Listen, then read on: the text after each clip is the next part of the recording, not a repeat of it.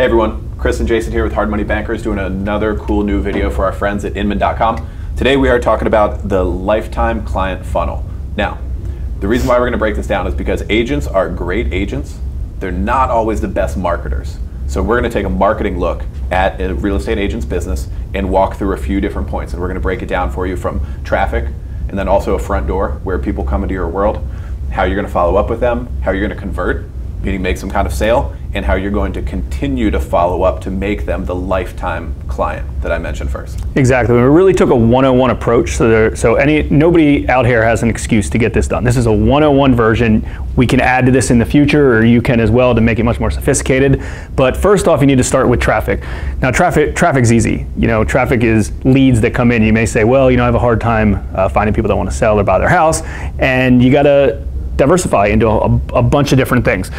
Social media posts, doing open houses, maybe if you have a listing, referrals from other people, doing events, Google ads, or just Google search stuff, publications. I mean, think about it. Think about all the different ways that you're currently getting leads, inquiries, traffic. Those are all sources. So start with that, and you know, over time you'll get more and more interested people that are looking to buy or sell houses from you. Yeah, for sure. Yeah, just the game is to get as many eyeballs as possible. And that can happen anywhere. As we know, people spend a ton of time on social nowadays, so that's definitely a big one, and your website and everything else. So yeah, first things first, just get eyeballs on you and what you do. All right, so let's go into the front door. Front door can be known as like an opt-in. You can put that on a web page. You can put that on social media. So a few things that we listed for front door, and don't be too overwhelmed with all this. I mean, kind of break it down for your purpose. We just want to give you as many ideas as possible because there's so many options out there. A free report, a CMA, maybe a contact us form on one of your social profiles or your website. You know, getting an email address. Say somebody emails you because they're interested, and you collect their email address. Sure. Incoming phone calls, incoming walk-ins, maybe even social interactions, meaning someone likes a post or comments on one of your posts on a social feed. Because the cool part about that is, you know, maybe you don't have their email address, but you see that, you know, they have a like and they're showing up in your news feed. So all of a sudden you post something with them, you'll see them. So the goal of the front door is information collection. All of your leads, you want to be able to collect their information, have their data, because that'll lead us into the follow-up phase, which is probably the most important phase. Yeah, and that is the difference between the traffic and the front door. In traffic, they just see you, and in the front door, you get their info for the first time. Okay, let's keep it moving. Follow-up phase. This can be done in many different ways, and I would definitely put email number one, and then a lot of them maybe kind of, you know, similar in their effectiveness, but email and snail mail is still definitely huge. Text message could be, you know, you can do SMS follow-up with the right kind of permissions. You could follow up by phone, just be proactive and talking to your people that could definitely turn into clients.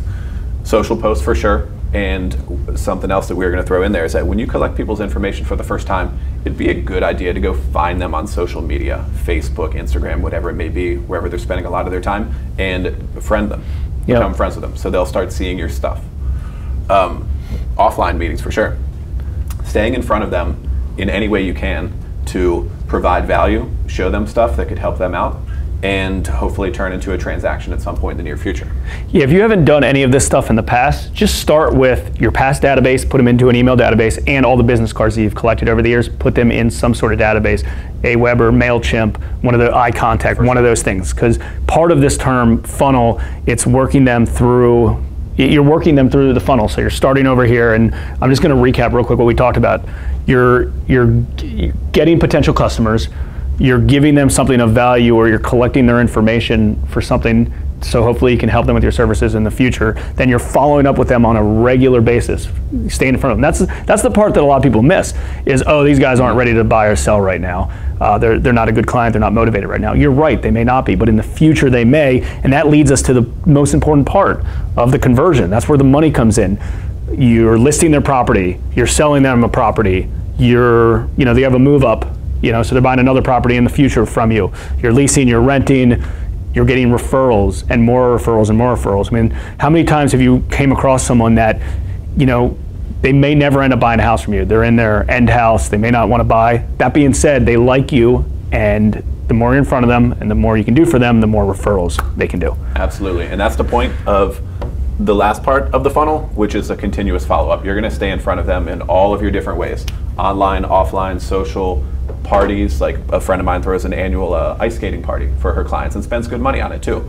They see her, they see each other, and it all turns into more and more transactions. So that's that arrow there.